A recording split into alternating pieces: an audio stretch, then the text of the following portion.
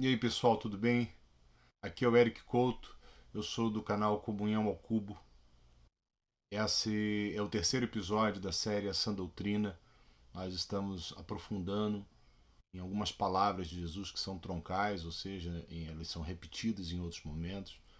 E nós queremos evidenciar aquilo que o Senhor evidenciou, sem interpretações humanas, sem humanismos, avaliando somente a verdade do Evangelho e aplicando na vida. A vida de um discípulo, ela tem a ver com, em primeiro lugar, o amor ao Senhor e aos seus irmãos. Em segundo lugar, uma obediência por causa desse amor. Então, nós queremos encorajar você a isso. Deus abençoe. Por enquanto, solta a vinheta.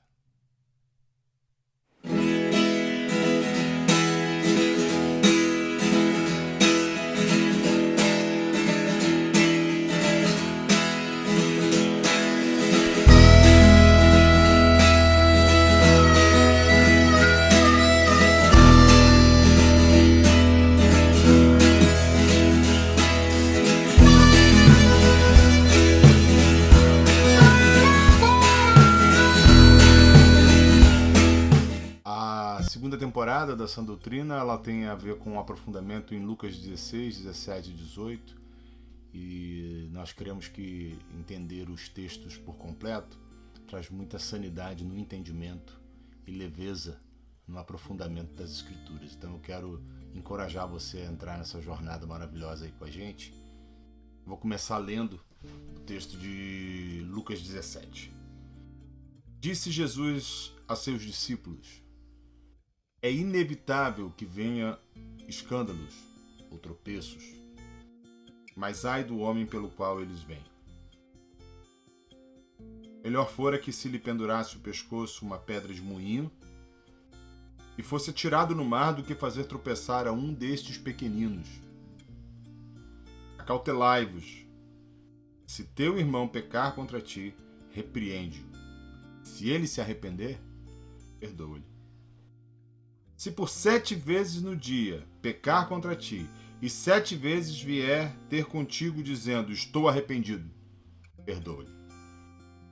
Então disseram os discípulos ao Senhor: ó Senhor, aumenta-nos a fé. Respondeu-lhes o Senhor: se vocês tiverem fé, do tamanho de um grão de mostarda, direis a esta moreira, arranca-te e transplanta-te no mar, e ela vos obedecerá. Qual de vós, tendo um servo ocupado na lavoura ou em guardar o gado, lhe dirá quando ele voltar do campo, vem já e põe-te à mesa? E que antes não lhe diga, prepara-me a ceia, cinge-te e serve-me, enquanto eu como e bebo. Depois tu comerás e beberás. Porventura te terá de agradecer ao servo, porque este o que lhe havia ordenado, por ter feito o que lhe havia ordenado? Assim também vós, depois de haverdes feito tudo quanto vos foi ordenado, dizei, somos servos inúteis, porque fizemos apenas o que devíamos fazer. Versículo 11.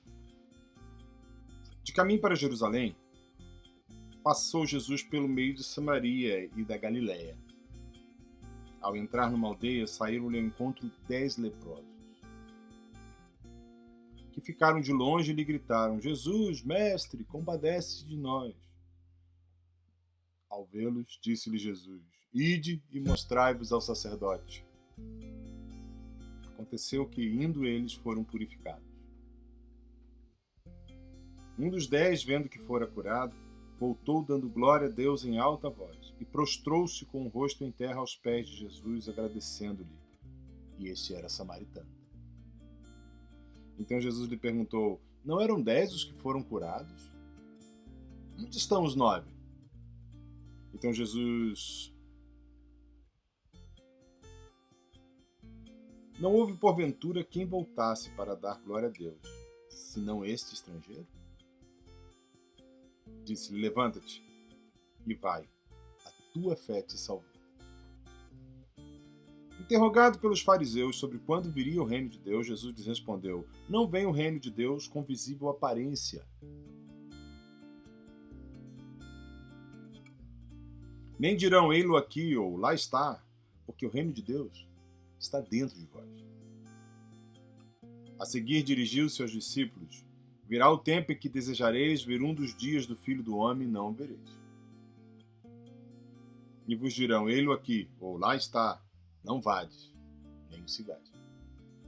Porque assim como o relâmpago fuzilando brilha de uma outra extremidade do céu, assim será no seu dia o Filho do Homem. Mas importa primeiro ele padeça muitas coisas e seja rejeitado por essa geração. Assim como foi nos dias de Noé, será também nos dias do Filho do Homem. Comiam, bebiam, casavam-se, davam-se em casamento, até o dia em que Noé entrou na arca, veio o dilúvio e destruiu a todos. O mesmo aconteceu nos dias de Ló. Comiam, bebiam, compravam, vendiam, plantavam e edificavam. Mas no dia em que Ló saiu de Sodoma, choveu do céu fogo e enxofre e destruiu a todos. Assim será no dia em que o Filho do Homem se manifestar. Naquele dia, quem estiver no eirado e tiver seus bens em casa, não desça para tirá-los, e de igual modo quem estiver no campo não volte para trás. Lembrai-vos da mulher de Ló. Quem quiser preservar a sua vida, perdê-la. E quem perder, de fato, a salvará. Digo-vos que naquela noite 2 estarão numa cama, um será tomado e deixado o outro. 2 mulheres estarão juntas moendo, uma será tomada e outra deixada. 2 estarão num campo, um será tomado e outro deixado. Então lhe perguntaram: onde será isso, Senhor? E ele lhe respondeu: onde estiver o corpo, ali também se ajuntarão os abutres. Vamos meditar agora nesses textos, amados, para que o Senhor fale ao nosso coração. Primeiro é importante você lembrar daquilo que a gente sempre repete: Jesus não mudou de assunto. Lucas 16, ele fala sobre a importância das finanças e do governo de Deus sobre a nossa vida. Jesus estava trazendo à tona a tendência que o homem tem de ser escravo do conforto, do dinheiro, do poder, da vaidade. Em Lucas 16, Jesus começa falando sobre isso, depois ele fala sobre o reino de Deus, propriamente dito, e continua falando sobre uma questão de governo, tratando sobre a figura do rico e do Lázaro. Ele conta a história do rico e do Lázaro. Jesus não mudou de assunto.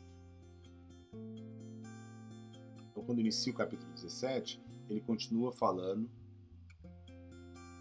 com respeito à história que ele havia acabado de contar para os seus discípulos. E ele diz: é inevitável que venham tropeços, escândalos.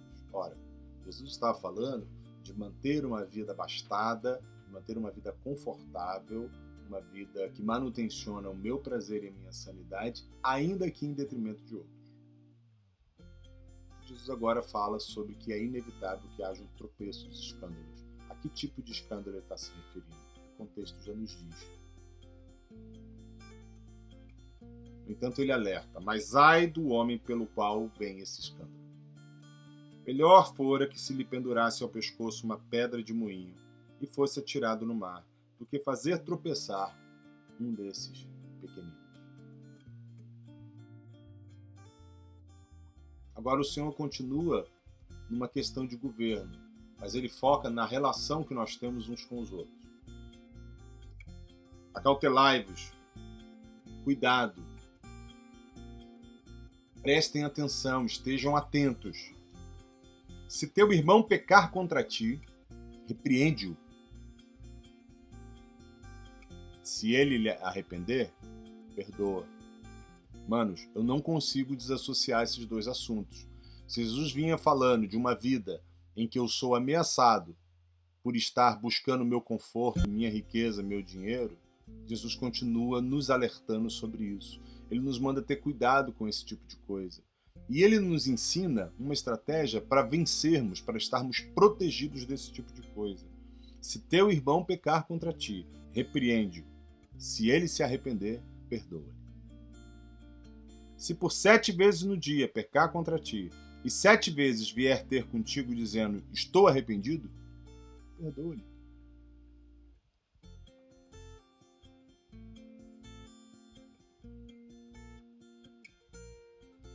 Nesse momento disseram os apóstolos: aumenta-nos a fé. Olha, eu não sei se o que confrontou eles aqui foi o fato de ter uma vida que não buscasse conforto, ou se foi o fato de ter que perdoar 7 vezes a mesma pessoa, pelo mesmo erro. Mas o fato é que no versículo 6 Jesus dá uma resposta muito curiosa. Jesus diz assim: se vocês tiverem fé do tamanho de um grão de mostarda, vocês vão dizer a essa moreira: arranca-te e transplanta-te no mar, e ela vos obedecerá. Sabe o que isso nos ensina? Que a questão não é o tamanho da minha fé, é se eu tenho alguma fé. Nota comigo que existe diferença entre fé e crença. As pessoas confundem essas duas coisas. Mas a palavra de Deus me dá indícios que a crença e a fé são coisas diferentes. O crer vem de mim, mas a fé, amados, é dom de Deus. Eu ouço a palavra que vem de Deus, por isso brota, isso gera fé em mim. Os discípulos estavam ouvindo uma palavra vindo da boca do Senhor. E eles pegam um paradigma religioso sobre fé e diz a ele: Senhor, aumenta a nossa fé. E Jesus diz a eles: olha, se vocês tiverem fé, intrínseco nessa frase está: a questão não é o tamanho da fé, é que vocês não têm nenhuma. A vida com Deus, o relacionamento com Deus que vocês mantêm, se baseiam em crenças, não naquilo que vocês ouvem da boca de Deus. Por isso não há fé. Se houver fé, vocês poderiam pegar essa moreira que está aqui e mandá-la se plantar no mar, e ela faria isso. Assim como se vocês tiverem fé, vocês vão renunciar à vida confortável, ao autossuprimento, autoproteção, autossatisfação, e vão dar suas vidas uns pelos outros. E aí, perdoar a mesma pessoa 7 vezes no dia, não tem problema nenhum. O curioso é que o Senhor manda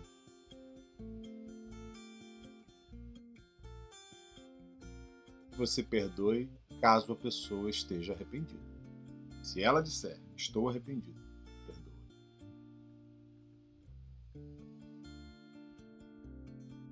Eu creio que nisso também tem um princípio espiritual. Não existe perdão para quem não tem arrependimento. Então não se trata do que eu possa ou não fazer. Se trata daquilo que eu devo ou não fazer, com base naquilo que Jesus disse.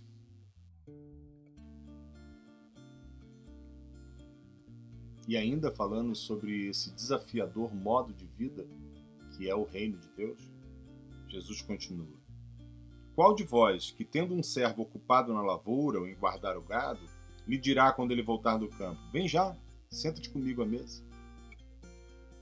E que antes não lhe diga: prepara-me a ceia, cinge-te e serve-me, enquanto eu como e bebo, depois comerás tu e beberás. Porventura terá de agradecer ao servo, porque este fez o que lhe havia ordenado? Manos, agora o Senhor está tratando com os discípulos sobre a forma como eles devem se ver. Porque se o eixo da minha operação, ainda que seja em prol do reino, é o meu esforço, eu vou exigir recompensas e salários. Mas se eu vejo ele como meu Senhor, se a relação que eu estou falando se trata de reino de Deus, onde ele é o meu Quirios, então eu sou um escravo. E não há que haver exigência alguma. Jesus diz, versículo 10, assim também vós, depois de haverdes feito tudo quanto vos foi ordenado, dizei: somos servos inúteis, porque fizemos apenas o que devíamos fazer.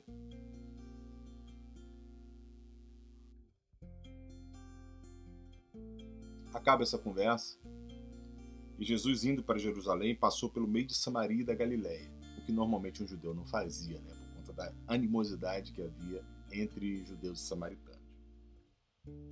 Ao entrar numa aldeia, saíram-lhe ao encontro 10 leprosos. Ficaram de longe, isso porque a lei proibia que os leprosos se aproximassem, eles eram considerados como impuros, e lhe gritaram dizendo: Jesus, mestre, compadece-te de nós. Ao vê-los, disse-lhe Jesus: ide e mostrai-vos aos sacerdotes. Aconteceu que, indo eles, enquanto eles obedeciam, enquanto eles atendiam à orientação do mestre, foram purificados. Um dos 10, vendo que fora curado, depois de ver a cura, voltou dando glória a Deus em alta voz.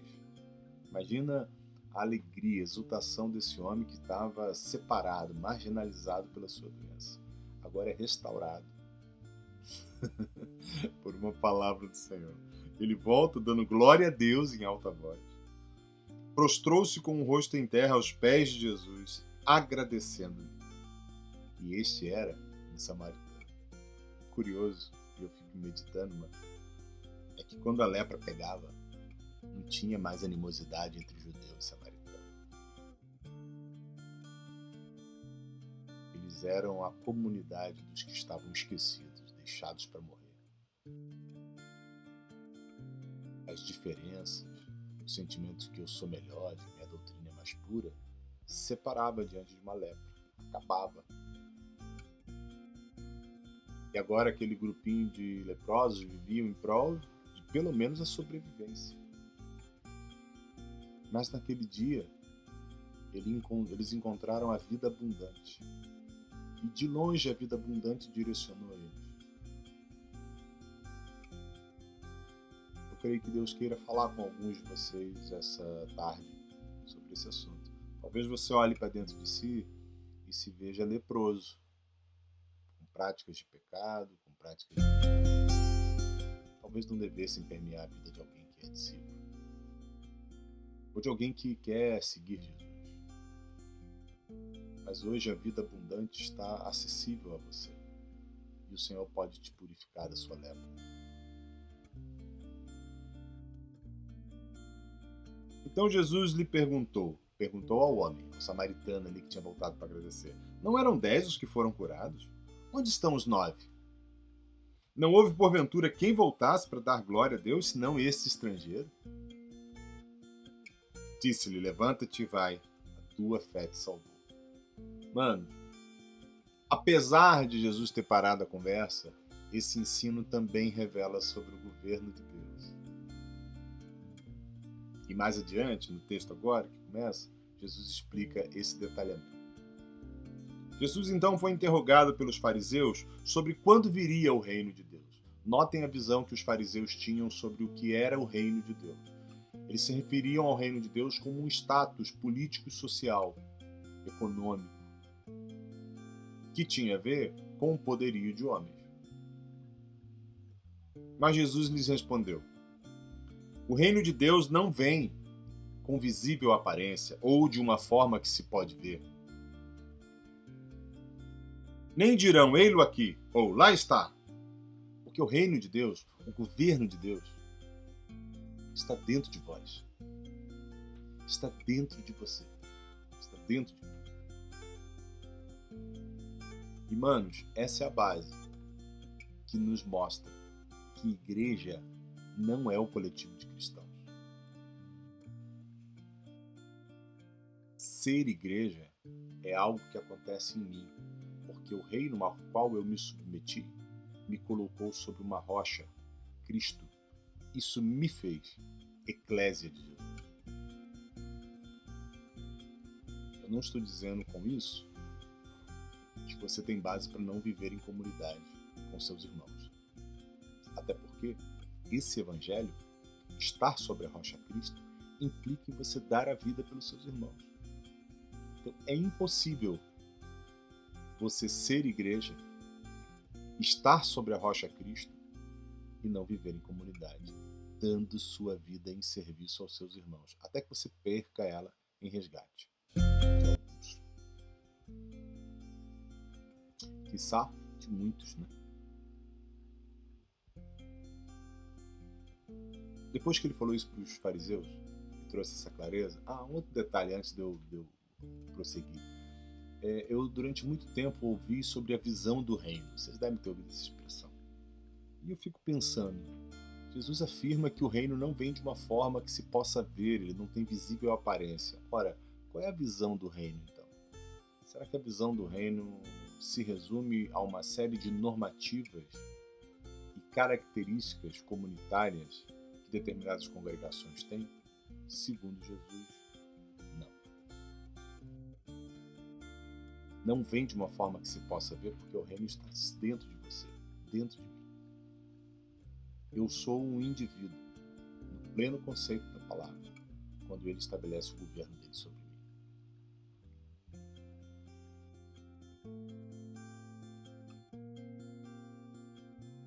A seguir, então, dirigi-se aos seus discípulos. Virá o tempo em que vocês desejarão ver um dos dias do Filho do Homem, e não o vereis. Ele está falando exatamente do desejo de ver essas coisas que nós lemos acontecer. Parece que esses dias são hoje, né? Mas não verão. Quando isso chegar, algumas pessoas vão dizer: eis aqui o reino, ou lá está o reino. Não vão atrás desses, nem os cigais. Porque assim como o relâmpago fuzilando brilha de uma a outra extremidade do céu, assim será no seu dia o Filho do Homem. Note que ele está falando agora dos tempos finais. E quando você lê Mateus 24, 25, você tem uma clareza melhor sobre esses dias, tá? Eu aconselho que você se aprofunde nesse assunto do retorno de Jesus lá. Mas importa que primeiro ele padeça muitas coisas e seja rejeitado por essa geração. Jesus está descrevendo o que, através de profecia, ele aprendeu sobre o que aconteceria com ele. Assim como foi nos dias de Noé, será também nos dias do Filho do Homem. Notem o que ele descreve os dias de Noé, pessoal. Comiam, bebiam, casavam, davam-se em casamento, até o dia que Noé entrou na arca, veio o dilúvio e destruiu a todos. Aí ele faz uma outra comparação, ele faz uma comparação com os dias de Ló, e ele coloca outras características. O mesmo aconteceu nos dias de Ló. Comiam, bebiam, compravam, vendiam, plantavam e edificavam.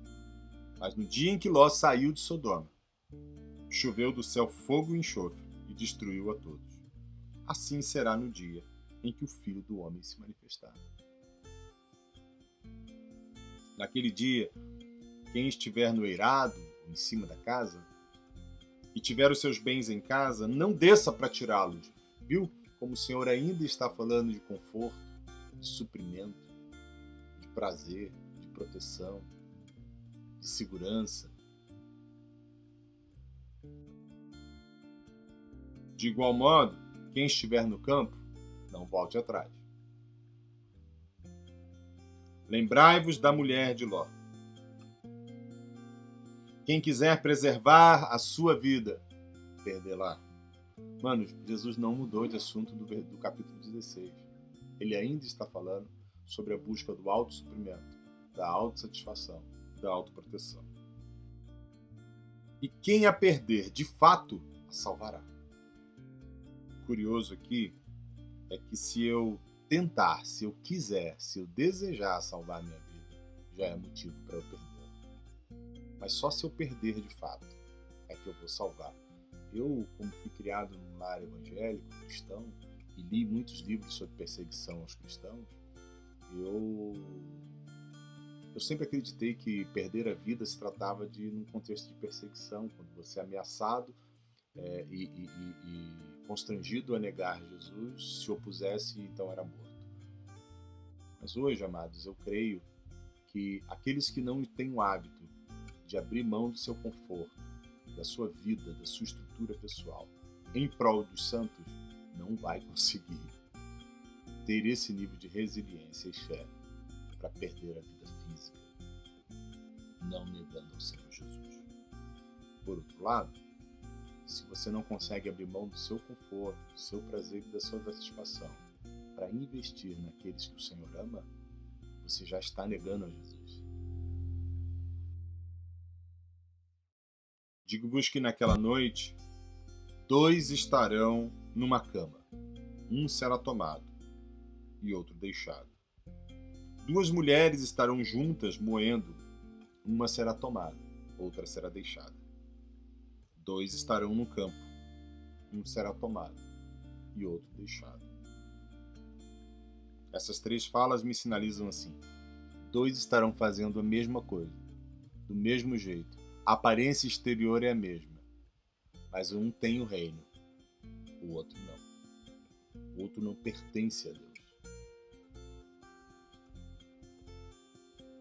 Versículo 37, eu imagino que Jesus em grande colapso, desculpe. Eu imagino que os discípulos em grande colapso perguntam: Senhor, onde será isso? Ou como será isso? E Jesus lhe responde: onde estiver o corpo, ali se ajuntarão também os abutres. Uai, é muito simples. Jesus ensina em todo o escopo do Evangelho como você deve reconhecer alguém. Ele diz: olha, se você vê frutos de justiça, é porque esse é justo. Mas se você vê frutos de injustiça, é porque esse é injusto. Alguém que pertence a Deus, alguém que está sujeito ao governo de Deus, expressa em sua vida essa realidade. Eu quero citar um texto de Tiago para falar um pouco sobre esse estilo de vida. Para mim, não é só ele, mas é um dos textos que mais detalham, na prática, sobre esse estilo de vida, no reino que eu estou dizendo. Eu vou ler Tiago 3, do 13 ao 18. Não, eu vou começar do versículo 12, onde ele pega o mesmo do versículo 11. Não, eu vou começar do versículo 10, onde ele começa citando os mesmos exemplos de Jesus. De uma só boca procede bênção e maldição.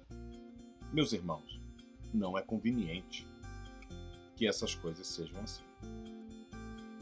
Versículo 11. Acaso pode a fonte jorrar do mesmo lugar o que é doce e o que é amargoso? Acaso, meus irmãos, pode a figueira produzir azeitonas ou a videira figos? Tampouco fonte de água salgada pode dar água doce. E aí ele começa a ser claro no procedimento. Quem entre vós é sábio e inteligente?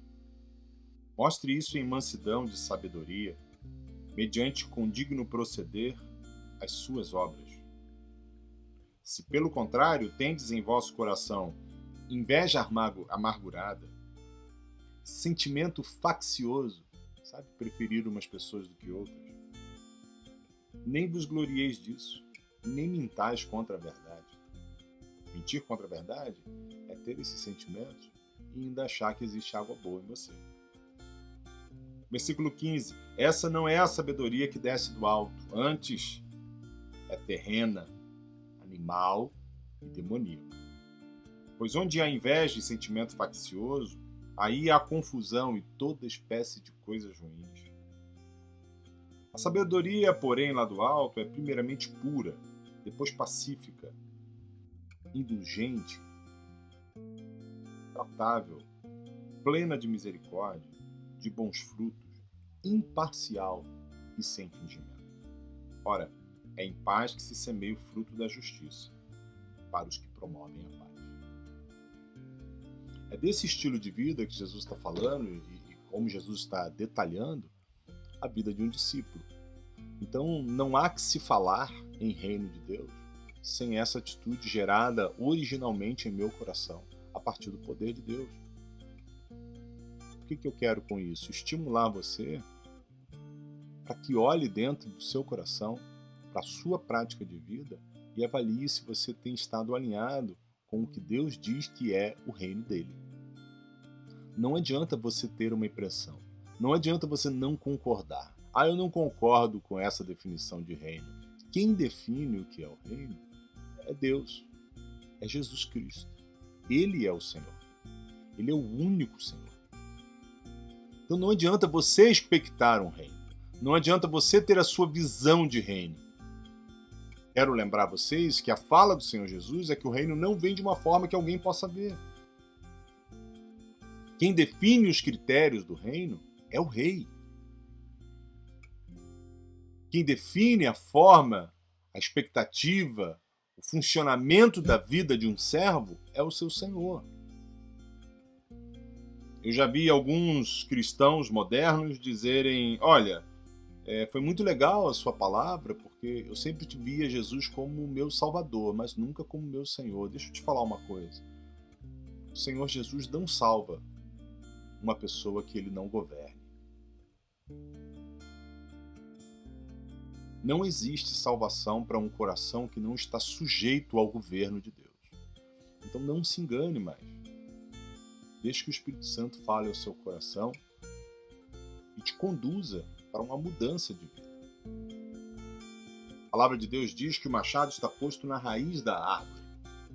O Senhor não quer mudar o seu comportamento só pelo comportamento, para que você pareça uma árvore boa e, no entanto, está cheio de amargura, de dureza, de fraquezas dentro de si. O objetivo é que o machado seja posto na raiz da árvore e você, enfim, seja liberto, para que o nome do Senhor seja glorificado. Então, eu quero te encorajar a considerar essas verdades concernentes ao reino. Existe uma das nossas ministrações, eu vou colocar o link aqui embaixo na descrição do vídeo, que fala sobre a porta do reino de Deus. Eu quero te estimular a ir até lá, assistir essa palavra, porque pode ser que você chegue à conclusão de que, apesar de ser um bom religioso, um bom evangélico, você não vive de fato o governo de Deus. Existe uma porta e ela é estreita, e depois existe um caminho que é apertado. Então eu quero te encorajar a, olhando para essas coisas, buscar no fundo do seu coração a voz do Espírito Santo, a fim de que ele te conduza. Se você precisar de ajuda, nós estamos aí, entre em contato conosco. Será uma alegria e uma honra poder servi-lo, direcionando ao reino de Deus. Um grande abraço a todos vocês. Deus os abençoe.